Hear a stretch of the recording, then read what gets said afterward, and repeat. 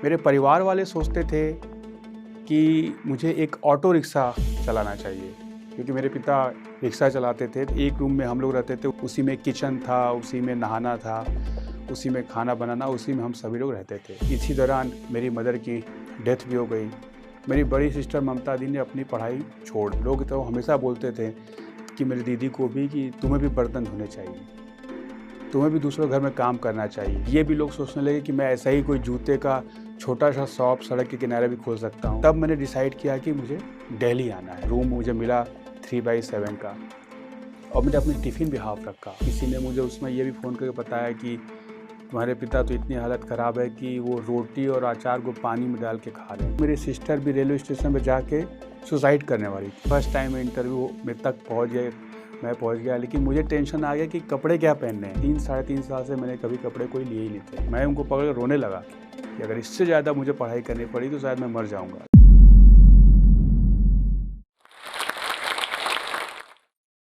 नमस्कार दोस्तों, मेरा नाम गोविंद जायसवाल है और मैं बनारस, काशी, जो आध्यात्मिक नगरी और शिक्षा का केंद्र रहा है, उसका रहने वाला हूँ। 2007 में मैंने यूपीएससी की परीक्षा पास की। हिंदी माध्यम से मेरा तीसरा स्थान था और ऑल ओवर इंडिया मेरा 48 स्थान था।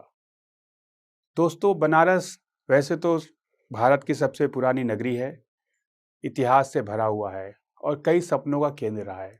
उसमें से एक मेरा भी सपना, मेरा भी एक परिवार था। मेरे पिता बनारस के अलईपुरा इलाके से रहने वाले थे और वो रिक्शा चलाते थे। मेरी माँ पढ़ाई लिखाई में नहीं थी, एक घर को संभालती थी, लेकिन उन्होंने अपनी सारी ज़िंदगी मेरे लिए सपने बुनने में लगाए थे। मैं 3 बहनें हैं। बचपन में हमेशा हम लोग खेलते रहते थे, अपने आसपास बनारस के गलियों में घूमते रहते थे। उस समय तक मैं अपने अलग दुनिया में रहता था और समाज के डिफरेंट सेक्टर को देखता रहता था, और मेरे मन में एक सपना था कि मुझे कुछ करना है, लेकिन क्या करना है ये नहीं पता था। मेरे परिवार वाले सोचते थे कि मुझे एक ऑटो रिक्शा चलाना चाहिए, क्योंकि मेरे पिता रिक्शा चलाते थे, तो एक स्टेप मुझे आगे बढ़ना चाहिए। और मैं भी सोचता था, मैं ऑटो रिक्शा या किसी काम के डिफरेंट वैरायटी से अनुभव परिचित नहीं था कि हर काम का अपना एक अलग वैल्यू होता है। मुझे ये लगता था कि हर काम के अपना अपना रिस्पेक्ट होता है। लेकिन ज़िंदगी के कई पड़ाव आए और क्लास 6 पे मुझे एक शिक्षा मिली कि समाज कि बहुत वर्ग ऐसे हैं जो अभी तक लोगों को उनके काम के, उनके बैकग्राउंड से, उनके पिता के व्यवसाय से जोड़ते हैं। एक ऐसा ही इंसिडेंट मेरे साथ भी हुआ। जब मैं 12 साल का था, क्लास 6 में पढ़ रहा था, तब मैं अपने एक दोस्त के घर में खेल रहा था। उस समय उसके पिता आए और उन्होंने मुझसे पूछा कि तुम किसके बेटे हो?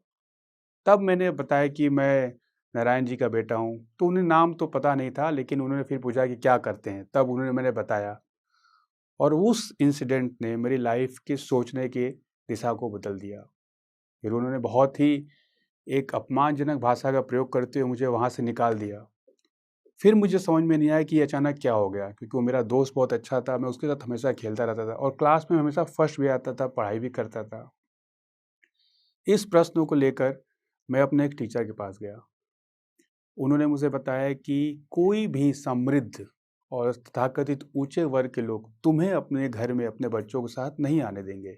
उसका रीज़न ये है कि तुम्हारी जो बैकग्राउंड है, वो बैकग्राउंड अलग है। कोई भी नहीं चाहेगा कि किसी रिक्शा चलाने वाले, ट्राली चलाने वाले, इस टाइप के लोगों के बच्चे के साथ कोई आए, जो कि मुझे तब भी समझ में नहीं आया। तो मैंने उनसे ये प्रश्न तब भी पूछा कि कैसे बैकग्राउंड बदलते हैं? तो उनके पास जवाब तो नहीं था, वो भी हँस रहे थे कि इतने छोटे बच्चों को बैकग्राउंड, समाज की परिभाषा में कैसे समझाऊँ? तो उन्हें बताया था कि बैकग्राउंड बदलने के लिए 2 रास्ते हैं। एक, या तो तुम्हारे पिता का काम कुछ और रहता, या तुम कुछ ऐसा करो कि समाज में सब लोग तुम्हारे बैकग्राउंड से तुम्हारे पिता को जाने। तो मैंने उनसे पूछा क्या रास्ता हो सकता है? तो उन्होंने बताया कि या बिज़नेस करो, बहुत बड़े बिज़नेसमैन बन जाओ, खूब पैसा कमा लो, या दूसरा रास्ता है जो भारत की सबसे प्रतिष्ठित परीक्षा है, इंडियन एडमिनिस्ट्रेटिव सर्विस, उसको पास कर लीजिए।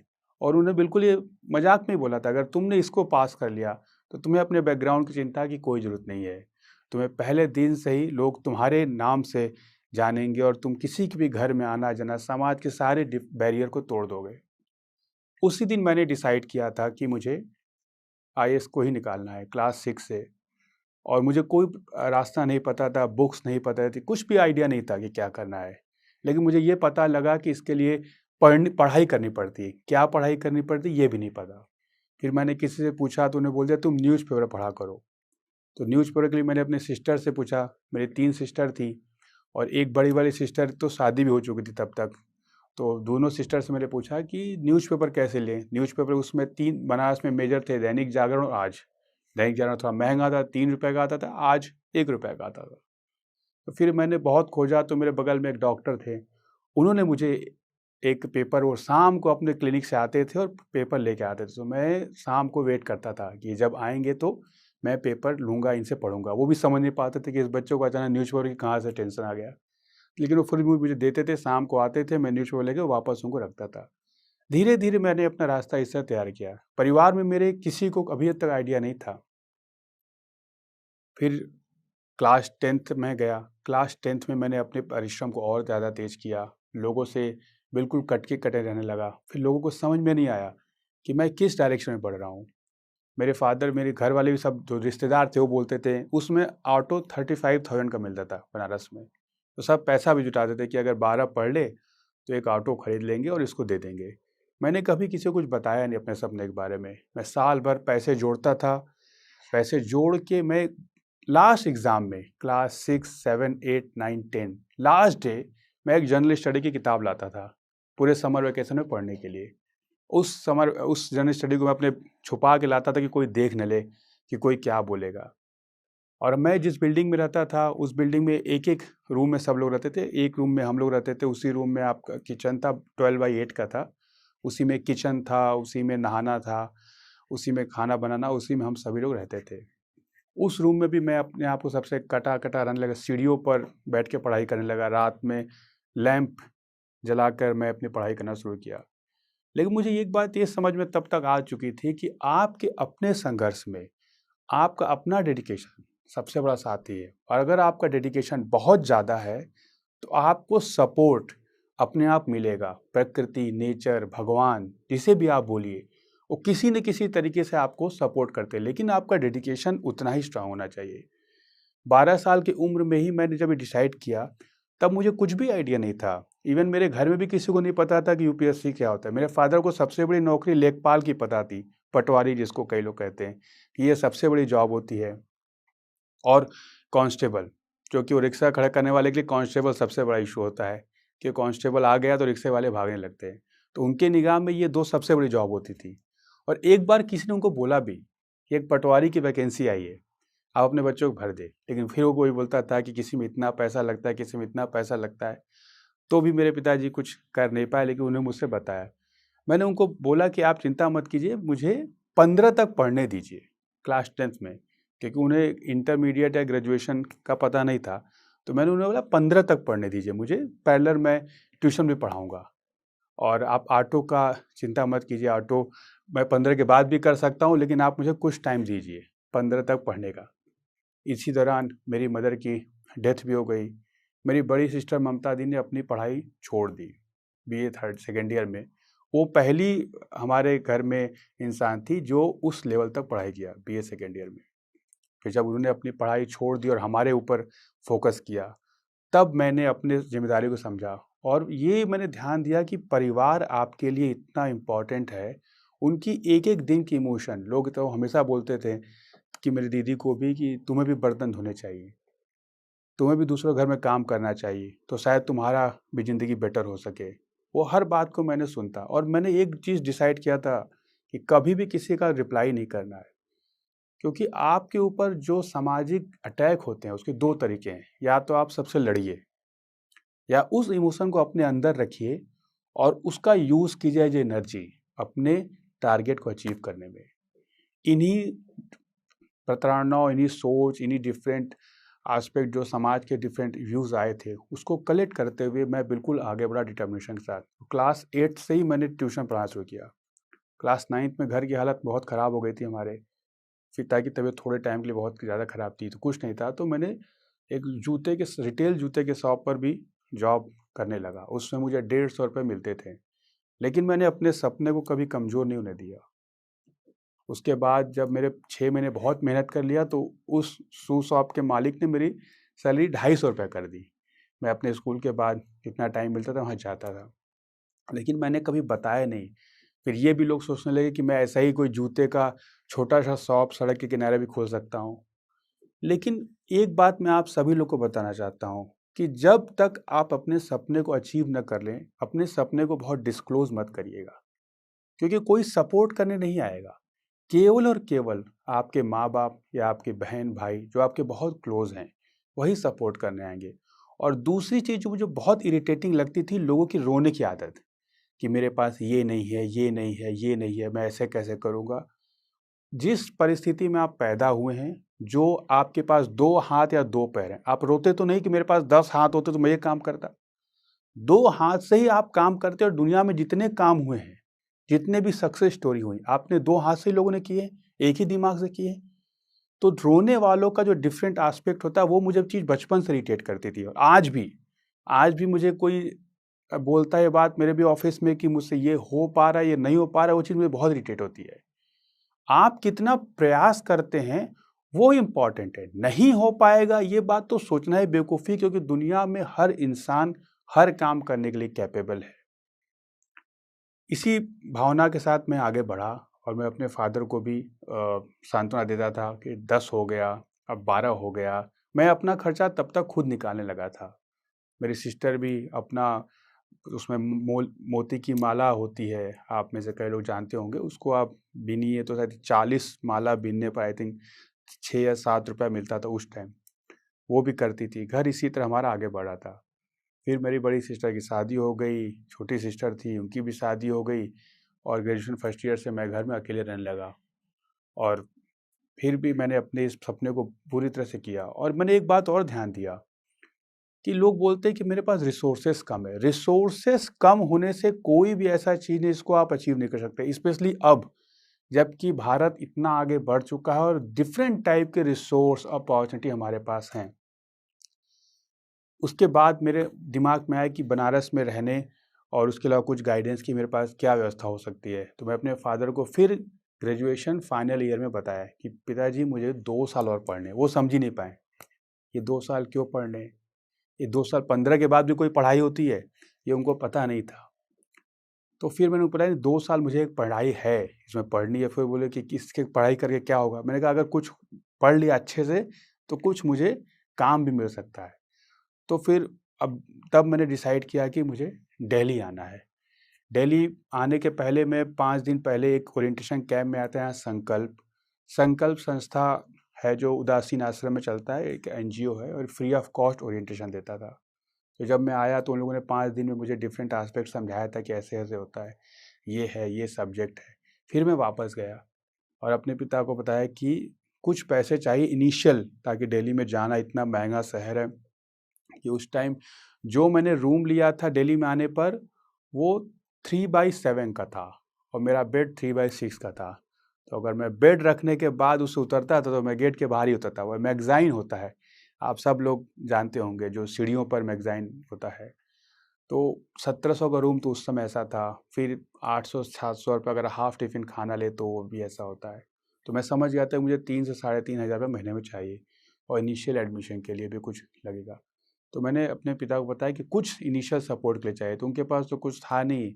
लेकिन मैं ये भी बताऊंगा कि एक पूरी तरह से अनपढ़ इंसान, जिसको किसी भी अपॉर्चुनिटी का कोई भरोसा, पता नहीं कि मैं क्या करने जा रहा हूँ, अपने बेटे के इमोशंस पर इतना कमिटेड था कि मतलब कि सामाजिक शिक्षा का तो उन्हें बहुत ज्ञान था, लेकिन जिस शिक्षा की हम बात करें उसके बारे में कोई आइडिया नहीं था। फिर भी उन्होंने मेरे ऊपर पूरा विश्वास किया और मुझे आगे जाने के लिए बोला।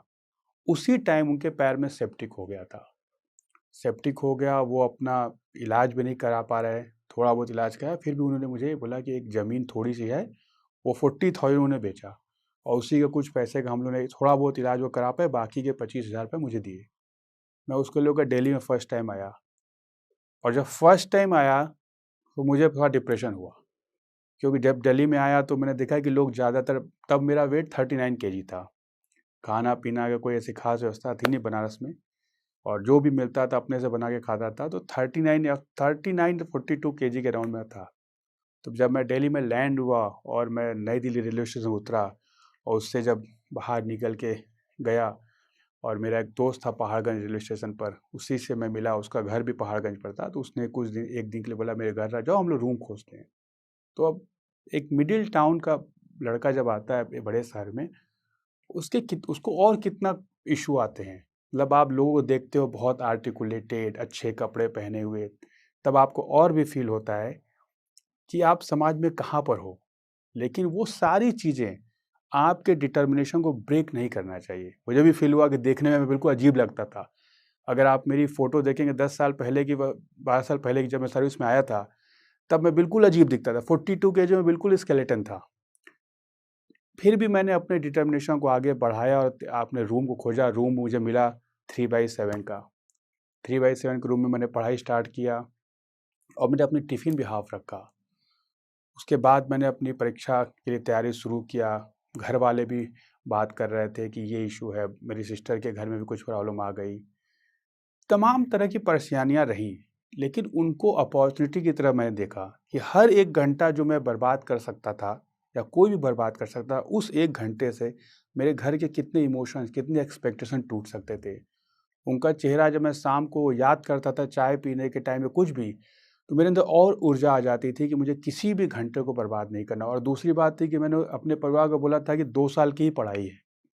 2 साल की पढ़ाई का मतलब केवल एक अटेम्प्ट, क्योंकि अगर दिसंबर में एग्ज़ाम का फॉर्म निकलता है, मई में पहली प्री होती है, अक्टूबर में आप मेंस देते हैं, और अप्रैल में आप अगले 2 साल के बाद अप्रैल में आप इंटरव्यू देते हैं, और मई में रिजल्ट आता है। यानी दिसंबर से लेकर मई तक फुल प्रोसेस अगर आप जाए तो 1.5 ईयर है, उसके 3 महीना पहले तैयारी। मैंने 365/2 720 डेज को पूरा कैलकुलेट किया था। उसमें हिस्ट्री में 48 टॉपिक्स थे, दूसरा सब्जेक्ट मेरा फिलॉसफी था जिसमें 41 थे, फिर जनरल स्टडी थे। मैंने टोटल अराउंड 167 टॉपिक्स की लिस्ट बनाई थी। 720 से मैंने कैलकुलेट किया था। हर टॉपिक के लिए मेरे पास 2 से ढाई दिन थे, जिसमें मुझे पढ़ना था, रिवाइज करना था, और इसको वापस 2 साल के बाद रिवाइज करके उसको लाना था। तो एक एक घंटे को मैंने कैलकुलेट करके रखा था कि एक एक घंटा का मैं क्या हो सकता है। पैरेलली मुझे ट्यूशन भी खोजना पड़ा। ट्यूशन में मैंने पढ़ाना शुरू किया। अपने टिफ़िन को हाफ़ कर दिया, क्योंकि मैं खाना खाता तो उसमें फुल टिफ़िन खाना 1200 का आता था। चाय भी उसमें 5 रुपए की होती थी एक, और हाफ़ लीजिए तो 3 रुपए की। ये पूरा कैलकुलेशन करने के बाद रूम खाने के में और चाय के साथ मैंने जोड़ा तो मेरा अराउंड 2400 आता था। 1700 रूम का, 800 आप खाने का, और चाय का अगर आप दिन में एक बार भी पिए। मैंने अपने आप को लिमिटेड इतना रखा। कोई 3 साल में, पूरे 2 साल में कोई कपड़ा नहीं लिया, और मेरे पास जितना भी पैसा फिर बचता था मैं डिफरेंट मैगज़ीन, न्यूज़पेपर लेता था। अब मैं रोज़ लोगों को बोल सकता था कि रोज़ कभी कोई मूवी जा रहा है, कभी कोई बतरा जा रहा है, कोई अल्पना जा रहा है। लेकिन फिर भी अब अपने घर वालों को याद रखता था कि मेरे फादर तो वहाँ तब तक सेप्टिक से पैर इतना ख़राब हो चुका था कि मेरे रूम और सिटी स्टेशन में लगभग 250 मीटर का डिस्टेंस था। वो 250 मीटर वो क्रॉल करके जाते थे, क्योंकि वो खड़े भी अब नहीं हो सकते थे। मुझे कई लोगों ने फ़ोन भी किया तब तक कि तुम्हारे फादर की इतनी तबीयत ख़राब हो गई, तुम दिल्ली में मौज कर रहे हो। तो वो भी सिचुएशन बहुत टफ होता है जब लोग आपको अटैक करते हैं बिना समझे हुए, और ये होगा। हम में से कोई भी ये सोचता है कि ऐसा नहीं होगा तो ये पॉसिबल नहीं है। ये होगा ही होगा, और आपको इसके लिए तैयार रहना है। ये आपका रास्ता है, आपका तरीका है, आपका उद्देश्य है। उसके लिए पूरा सैक्रिफाइस आपको ही करना है, कोई और नहीं आएगा। और आप उसको जवाब देते रहें, कन्विंस करते रहें, कभी आप उससे सॉल्व नहीं कर पाएंगे। आपको अपने एक्शन से, अपने अचीवमेंट से ही लोगों को जवाब देना है। ये बात को आपको हमेशा समझना है। फिर भी मैंने इस बात को बताया, अपने घर वालों को बताया, और मेरी ममता दी ने भी बहुत सेक्रीफाइस किया। जब मैंने उनको फ़ोन करके पूछा कि फ़ादर की इतनी तबीयत ख़राब हो गई कि वो क्रॉल कर रहे हैं, सड़क पर जा रहे हैं, और तब वो रिक्शा उक्सा रिपेयर करने लगे थे क्योंकि वो चला ही नहीं पाते थे। तो उन्होंने बताया कि नहीं नहीं, ऐसा कोई बात नहीं है, वो थोड़ा बहुत पट्टी कर रहे हैं, कुछ नहीं, ऐसा बात नहीं। जबकि दूसरों ने बताया कि सर्जरी होने वाली है। तो उन्होंने भी मुझे कुछ फैक्ट छुपाए ताकि मेरा ध्यान डिस्ट्रैक्ट हो जाए। उनकी भी हालत इतनी ख़राब हो चुकी थी, मेरी सिस्टर भी रेलवे स्टेशन पर जाके सुसाइड करने वाली थी। इस तरह की सिचुएशन घर पर आ गई थी और वो रेलवे ट्रैक पे जाके खड़ी भी थी और कोई उनको पकड़ के लेके आया था। और एक बार दूसरी बार गई तो उन्होंने मेरे बारे में सोचा कि अगर मैं कुछ कर लूँगी तो गोविंद अपने आप को परीक्षा में बिल्कुल फोकस नहीं कर पाएगा। तो ज़िंदगी में आपके सभी टाइप के सिचुएशन आएंगे, आपके अपने घर वालों का सेक्रीफाइस साथ कई बार आपको पता भी न चले, शायद इसके अलावा भी कई सेक्रीफाइस हो जो मुझे उन्होंने बताया हो।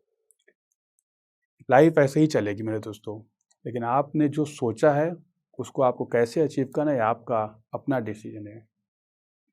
मैंने अपनी तैयारी शुरू की जब मैंने हिस्ट्री और हिस्ट्री सब्जेक्ट मैंने कैसे चूज़ किया। मैं जब दिल्ली आया था तो किसी ने एक तैयारी करने वाले जा रहे थे हिस्ट्री की, उनका प्रिपरेशन था, वो चारों अटेम्प्ट ख़त्म हो गए थे। तो मैंने उनसे पूछा क्या लेना चाहिए, तो उन्होंने कहा कि मेरे पास तो हिस्ट्री की बुक्स है, मैं तो हिस्ट्री पढ़ा, तो मैंने हिस्ट्री ले लिया। मेरा सब्जेक्ट मैथमेटिक्स था। अगर वो मुझे केमिकल इंजीनियरिंग की किताब दे दी तो फ्री में मैं केमिकल इंजीनियरिंग ले लिया होता। डिपेंड करता है कि मेरे पास जो भी चीज़ मुझे फ्री में मिल गई मैंने ले लिया। दूसरी सब्जेक्ट फ़िलॉसफ़ी, एक धर्मेंद्र कुमार मिल गए थे, उन्होंने बोला कि मैं तुम्हें कुछ गाइड कर दूँगा, क्योंकि वो फ़िलॉसफ़ी के टीचर थे। अगर ज्योग्राफ़ी का टीचर मिला होता कि ज्योग्राफ़ी का गाइड कर दूँगा, मैं ज्योग्राफ़ी ले लेता। सब्जेक्ट मेरे लिए इम्पोर्टेंट थे ही नहीं और न ही मेरा किसी सब्जेक्ट में कोई इंटरेस्ट था। मेरा केवल और केवल फ़ोकस अपने उद्देश्य में था। सब्जेक्ट में इंटरेस्ट होता तो मैं किसी सब्जेक्ट का प्रोफ़ेसर बनने के लिए ट्राई करता। मेरे उद्देश्य या आपके जो उद्देश्य हैं उसको अचीव करने के लिए टूल्स पर मत इंटरेस्ट, टूल्स में प्यार नहीं होना चाहिए। वो टूल्स या वो इंस्ट्रूमेंट आपके सब्जेक्ट को या ऑब्जेक्टिव को अचीव करने के लिए, मेरा किसी सब्जेक्ट से कोई लगाव नहीं था। मैंने उन दोनों सब्जेक्ट में, चूँकि एक फ्री में बुक मिल गई, एक फ्री में टीचर मिल गया, इसी तरह उन दोनों की तैयारी शुरू किया और पहला फॉर्म भरा यूपीएससी का, यूपीपीसीएस का।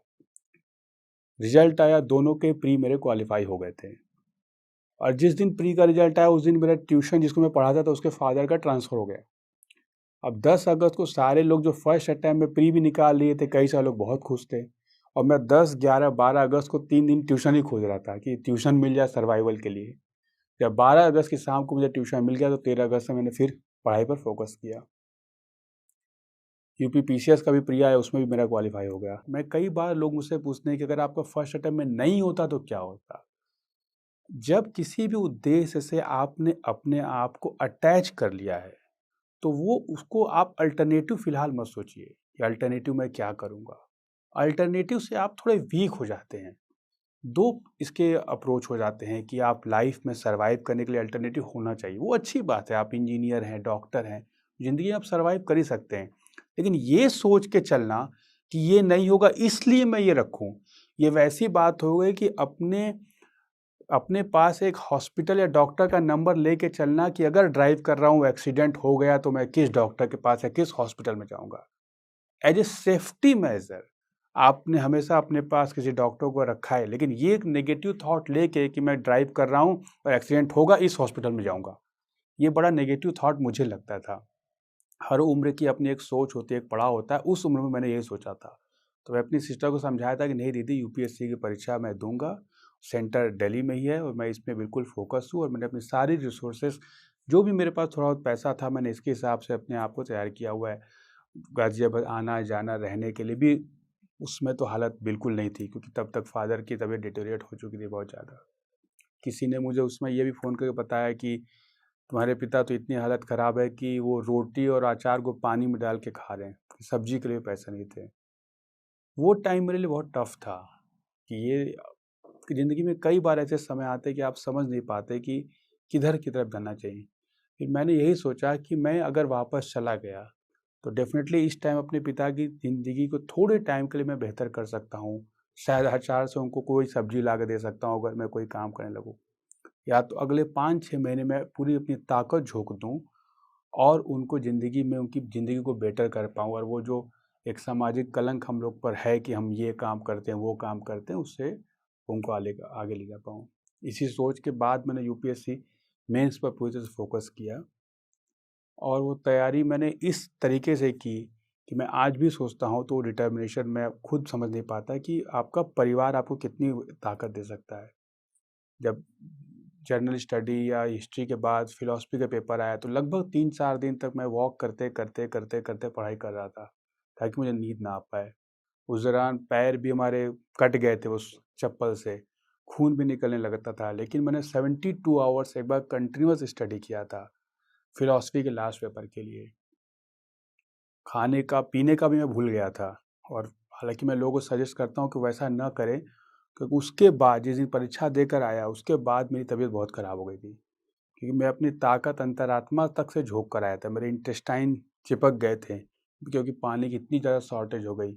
और उस समय तो बिल्कुल एहसास नहीं हुआ, लेकिन जिस दिन लास्ट पेपर दिया और लास्ट पेपर देने के बाद वापस आया और बैठ के पहला रोटी का टुकड़ा लिया, तो रोटी अंदर जा ही नहीं रहा था, क्योंकि तब तक सारे इंटेस्टाइन अंदर से चिपक चुके थे। And it took 6 month to normal diet में आने पर। लेकिन उसके बाद ज़िंदगी में बहुत सारे इशू आए, लेकिन ये मैं आप सबको सजेस्ट करूँगा कि स्वास्थ्य का भी ध्यान रखना है। और ज़िंदगी में हर समय हर चीज़ में बैलेंस मैं नहीं कर पाया कि इतना फोकस भी करूँ, इतना स्वास्थ्य का भी ध्यान लूँ, लेकिन मेरा फोकस उस लेवल तक जा चुका था कि मैं अपने शरीर को भी भूल रहा था कि मेरी क्या लिमिटेशन है शरीर की। यूपीएससी के मेंस देने के बाद मैं वापस घर आया, और घर पर मैंने फादर की हालत देखी तो और भी हो गया, क्योंकि उनका जो सर्जरी भी करवाया घर पर, वो कहते हैं ना कि उसमें जो शून्य करने के लिए इंजेक्शन लगाता है वो भी नहीं लगाया डॉक्टर ने, वो उसी तरह लाइव कर दिया, क्योंकि अच्छे डॉक्टर के पास जाने की भी हमारे पास वो नहीं थी। तो घाव बढ़ चुका था। मुझे ये समझ में आ चुका था कि मेरे पास 3 से 4 महीने ही हैं, और जितनी जल्दी मैं अपने आप को प्रिपेयर कर पाऊँ। अब सिस्टर को भी मैंने अपने आप को बहुत समझाया, वो भी मुझे मैं उनको पकड़ कर रोने लगा कि अगर इससे ज़्यादा मुझे पढ़ाई करनी पड़ी तो शायद मैं मर जाऊँगा, क्योंकि मैंने अपनी शरीर के सारे लिमिटेशन को क्रॉस करने की कोशिश किया था। फिर जब मैं दिल्ली वापस आया तो फिर मैं मजबूत हुआ, और आप विश्वास मानिए फिर मैंने अपनी ही गलती को पॉइंट आउट किया कि इस साल तैयारी मुझसे ये हुआ, ये हुआ, ये हुआ, ये गलती हुआ, अगर अगले साल देना पड़ा तो इस सब गलती को मैं कैसे काउंटर करूँगा। मैंने ये भी सोच रहा हूँ कि 6 महीने ही टाइम है, और लेकिन मैं अगले अटेम्प्ट का भी तैयारी करना शुरू कर दिया, क्योंकि इमोशनल एस्पेक्ट आपके जीवन के व्यवहारिक चीज़ों को कभी भी वो ना कर पाएँ, कि हो सके कि ना हो किसी वजह से, हो सके कम रैंक आ जाए, तो मैं क्या करूँगा? तो बैठ कर रोना तो नहीं है। तब मैंने अगले साल की भी तैयारी करना शुरू कर दिया, कि और पहले अपने ही 20 मिस्टेक निकाले जो मुझे ही नहीं, मुझे अपने आप को, मैं अपना सबसे बड़ा आलोचक था। मैंने ज़िंदगी में जिस परीक्षा में अपने असेसमेंट किया, मैं उससे ज़्यादा हमेशा 20 से 25% मेरे आते थे, क्योंकि मैं अपना बहुत टाइट असेसमेंट करता था। मैंने 10th में असेसमेंट जितना किया उससे मेरा 27% ज़्यादा आया। 12th में जितना असेसमेंट किया उससे भी ज़्यादा मेरा 30% के अराउंड आया। ग्रेजुएशन में भी यही रहा। तो मेरा असेसमेंट इतना टफ होता था मेरा खुद का, कि मेरे हमेशा रिजल्ट उससे बहुत आगे आता था। तो मैंने जब अपने ही 20 मिस्टेक निकाले, और 20 मिस्टेक के बाद मैंने ये सोचा कि मैं इसको अगले साल और भी एनर्जी लगा कर पूरा करूँगा, अगर किसी वजह से कोई एडवर्स रिपोर्ट आती, एडवर्स कुछ होता है कि मेरा रैंक ठीक ना आ पाया, मेरा नहीं हो पाया। और इसके साथ साथ मैं घर को भी देख रहा था, और अपने सारा ट्यूशन मैंने खुद ही करना शुरू किया। नवंबर का महीना फिर स्टार्ट हुआ, फिर ट्यूशन पढ़ाना फिर प्री स्टार्ट किया, और फिर उसके बाद मेरा इंटरव्यू का रिजल्ट आया। इंटरव्यू का रिजल्ट आया तो सारे बहुत खुश थे कि फर्स्ट टाइम इंटरव्यू में तक पहुंच गए, मैं पहुंच गया। लेकिन मुझे टेंशन आ गया कि कपड़े क्या पहनने हैं, क्योंकि मेरे पास तब तक कोई कपड़े भी नहीं थे। मैंने अपने एक फ्रेंड से पूछा, तो शूज़ तो मैंने उसके ले लिए। शूज़ को उसकी हाइट में से थोड़ी कम थी, फिर भी मैंने उसके शूज़ को कुछ खींच कर पहन लिया। टाई भी पहन लिया, लेकिन पैंट शर्ट तो किसी का भी फिट नहीं आ सकता, और 3 साढ़े 3 साल से मैंने कभी कपड़े कोई लिए ही नहीं थे। तो बहुत हिम्मत करके, उसमें मेरे पास भी पैसा नहीं बचे थे, कपड़ों के लिए तो बचते नहीं थे, दिल्ली में किसी तरह से रहना खाना हो पाता था। तो फिर मैं अपनी सिस्टर को फ़ोन किया कि मुझे बहुत डरते हुए, मैं उनकी हालत भी जानता था कि पैंट शर्ट के लिए कपड़े चाहिए, एक जब कपड़ा लेना है, और शायद 2000 तक में मिले पैंट शर्ट का कपड़ा लेना और सिलवाना। तो वो भी उन्होंने कुछ मुझे बताया नहीं, और उन्होंने मुझे तीसरे दिन 2000 दे दिए। मुझे बाद में सिलेक्शन के बाद पता चला था कि उस समय मेरी सिस्टर का प्रेगनेंसी का इशू चल रहा था। डॉक्टर्स की जो दवा देने के पैसे थे, जो अल्ट्रासाउंड के पैसे थे, वो मुझे दे दिए। उन्होंने अपने फर्स्ट सेमेस्टर में कोई चीज़ कुछ करवाया ही नहीं, कोई भी टेस्ट कुछ भी नहीं करवाया, और बिना रिस्क लेते हुए सारा पैसा मुझे दे दिया। और जब किसी ने उनसे पूछा कि तुमने इतना बड़ा रिस्क लिया, अपनी दवा के पैसे, अल्ट्रासाउंड तक के पैसे दे दिए, कुछ हो गया बीच में तो क्या होगा? तो उन्होंने बोला कि उसकी इतने साल की तपस्या, उसका इतने साल का सपना, वो हमारे लिए ज़्यादा बहुत इम्पोर्टेंट है। बाकायदा कि मैं अपनी ज़िंदगी की, अपनी जान की चिंता करूं। तो उन्होंने उस तरीके से वो 2000 मुझे दी थी। उस समय तक मुझे भी पता नहीं था, मुझे भी सिलेक्शन के बाद पता चला, जब मेरी भांजी होने वाली थी। तब डॉक्टर के पास मैं गया, तब उन्हें बताया कि इन्होंने इतना बड़ा रिस्क लिया कि बिना किसी मेडिकल चेकअप के, बिना किसी टेस्ट के, बिना किसी मेडिसिन के इन्हें 2 ट्राइमेस्टर निकाल दिए थे। उसके बाद मैं पैंट शर्ट लेकर तो गया, पहन के जब यूपीएससी इंटरव्यू के लिए गया, तो यूपीएससी इंटरव्यू में जाने से पहले तब मुझे था कि ये पहली बार ज़िंदगी में मैं कोई इंटरव्यू दे रहा था, फर्स्ट टाइम। और तब तक वही 39 या 38 केजी का बिल्कुल स्केलेटन, किसी तरह से पैंट शर्ट ऊपर फिट जो हो पाया, और टाई भी मैंने किसी का मांगा, शूज़ अपने दोस्त का पहन के किसी तरह मैं गया इंटरव्यू देने। इंटरव्यू देने के लिए जब मैं बैठा, तब काफ़ी लोग थे जो एक्सपीरियंस थे, काफ़ी आर्टिकुलेटेड थे, काफ़ी बहुत हैंडसम भी लोग थे, और मुझे बड़ा फील होता था कि इन सब के सामने कैसे मुझे चूज़ करेंगे। मेरी तो मैं हिंदी मीडियम का ठेठ बनारस का आदमी था कि इसको इंग्लिश के बारे में कोई विशेष जानकारी भी नहीं थी। जब मैं लेकिन इंटरव्यू के सामने, जब बोर्ड का ग्रुप बना और मुझे बोला गया कि अगले आप हैं, तो ये मेरे दिमाग में बहुत प्रश्न आ रहा था कि मैं क्या सोचूंगा, मतलब क्या सोचना चाहिए। इतने बड़े लोग, उसमें कई सारे सीनियर ब्यूरोक्रेट, मैं तो तहसीलदार और लेखपाल भी देख लेता था तो मेरे लिए बड़ी बात होती थी। इंस्पेक्टर हमारे इलाके में आ जाए तो हम लोगों को पसीना आ जाए कि बहुत बड़ा अफसर आ गया। ये देश के इतने बड़े ब्यूरोक्रेट या जो भी टॉप मोस्ट सिविल सर्वेंट थी उसमें पैनल में आते, मैं एक 22 साल की उम्र में इंटरव्यू दे रहा हूँ, मैं क्या सोचूं इनके बारे में।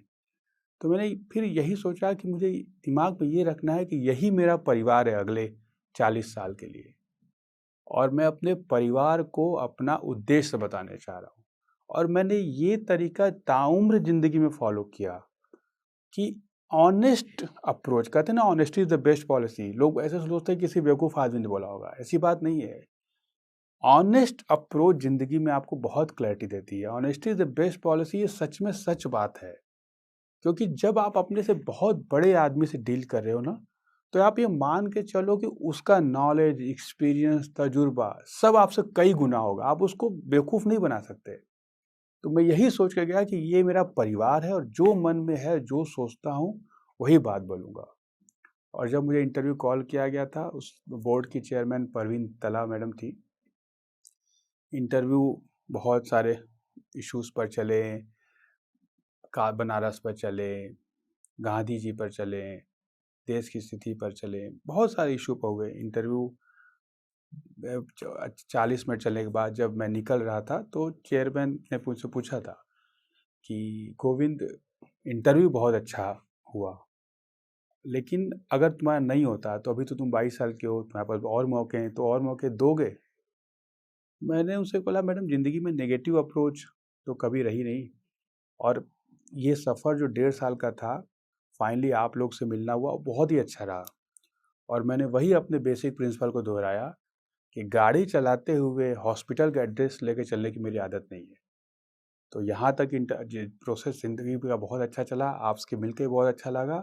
नहीं होगा तो क्या करना है ये नहीं सोचा अभी, और मैं इसी प्रोसेस को आगे कंटिन्यू रखूँगा, और मुझे उम्मीद है कि मैं आपके अपेक्षाओं पर आगे भी खरा उतर पाऊँ।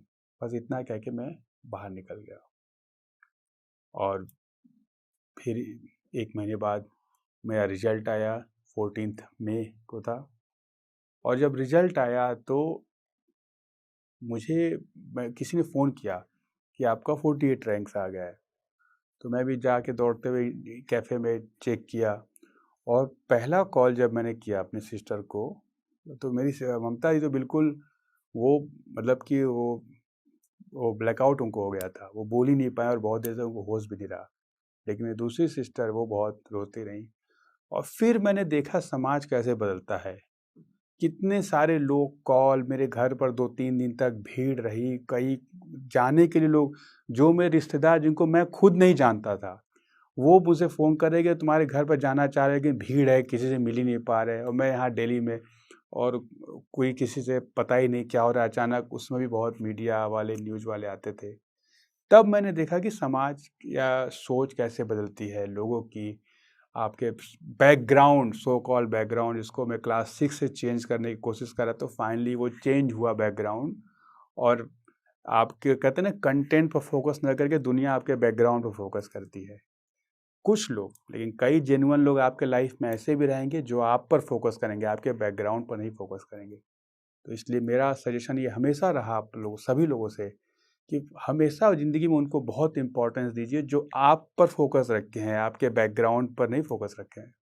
क्योंकि वही लोग हैं, बैकग्राउंड चेंज होते रहते हैं, बनते हैं, बिगड़ते हैं, लेकिन जो लोग आप पर फोकस रखे हैं, आपके माता पिता या आपके भाई बहन, उनसे इम्पोर्टेंट कुछ भी नहीं होता। इसी चीज़ को मैंने बाहर जब बनारस गया तो बनारस में जब मैं ट्रेन स्टेशन गया तो पूरा शहर था, ढोल नगाड़े थे। मेरे फादर को तब भी समझ में नहीं आ रहा था। और एक इंसिडेंट में बताऊँ, मेरे इंटरव्यू के 4 दिन पहले मेरे फादर रिक्शा बना रहे थे, तो एक कांस्टेबल ने आया, उनको रिक्शा को पीटने लगा। वो खड़े तो हो नहीं पाते थे, उसमें पैर खराब हो चुका था। ये हटाओ हटाओ। तो बगल में हमारे इंद्रदेव मिश्रा एक रहते थे, तो उन्होंने बताया, तुमको पता है इनका लड़का आईएएस का इंटरव्यू दिया अभी। तो उसको विश्वास ही नहीं हुआ, क्योंकि इंद्रदेव मिश्रा काफ़ी पढ़े लिखे लॉयर थे। तब उस लगा कि ये तो सही बोल रहे होंगे, तब उसने कुछ बोला नहीं। लेकिन जब 4 दिन बाद रिजल्ट आया तो वही वो कांस्टेबल आया था मेरे फादर से मिलने कि मैं समझ नहीं पाया कि इतना भी आपका लड़का आगे सोच रहा है ये। तब मेरे फादर को समझ में आया कि मैं किसी बहुत बड़े पोस्ट पर पहुंच गया हूँ, तो उनको इंडियन एडमिनिस्ट्रेटिव सर्विस या यूपीएससी के बारे में कोई नॉलेज नहीं था। चीज़ें ऐसे मोल्ड होती है, लेकिन मुझे उसकी चिंता नहीं था। मुझे ये था कि उनको ये समझना, जब बनारस के कई सारे कुछ पॉलिटिशियन, एमएलए, एमपीज भी आए, उनसे मिले, तब उनको जो आंखों में मैंने चमक देखी, ज़िंदगी में रिस्पेक्ट जब पहली बार मिला उनको समाज के हर तबके से, उसी चमक के लिए मैंने ज़िंदगी में क्लास 6 से तैयारी किया था। 12 साल की उम्र से लेकर 22 साल की उम्र तक वो जो 10 साल का मेरा संघर्ष था, उसी एक चमक के लिए मैंने तैयारी किया था। और अपनी भी मेरी सिस्टर को जिन लोगों ने बोला था कि उन्हें बर्तन मांजने चाहिए, ये करने चाहिए, उस हिसाब से भी मैंने उनके भी आँख में चमक देखी। इन्हीं 2 लोगों की आँखों में चमक के लिए मैंने 10 साल मेहनत की।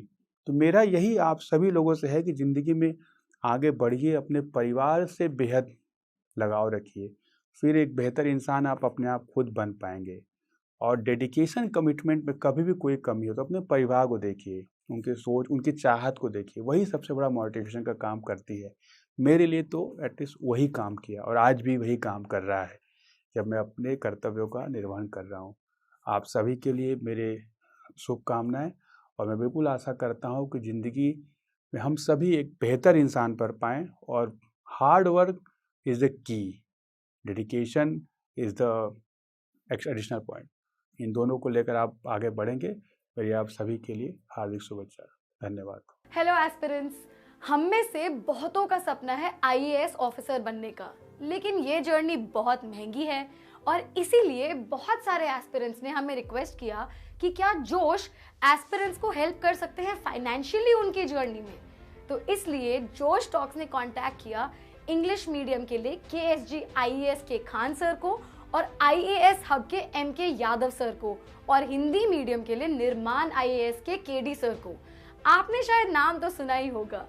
Khan sir, MK Yadav sir और केडी सर तीनों यूपीएससी के बहुत ही फेमस टीचर्स हैं जो दिल्ली में ऑफलाइन और ऑनलाइन दोनों पढ़ाते हैं। तो हमने तीनों सर को कांटेक्ट किया और रिक्वेस्ट किया कि जोश की फैमिली के लिए अगर वो एक बहुत ही बड़ी स्कॉलरशिप दे पाए, क्योंकि अब 24 में जो भी अटेम्प्ट देना चाहते हैं उनके लिए तैयारी करने का टाइम आ गया है।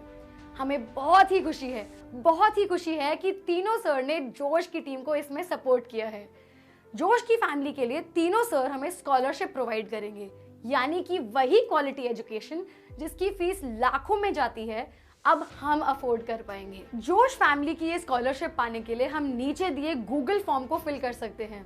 जब आपको कॉल आए तो प्लीज मेंशन करना मत भूलना कि आप जोश फैमिली के पार्ट हैं, ताकि आपको ये स्कॉलरशिप मिल पाए। जोश टॉक्स एक बड़े भाई की तरह है, हर वक्त हम सबको जिंदगी में आगे ले जाने के प्रयास में लगा रहेगा।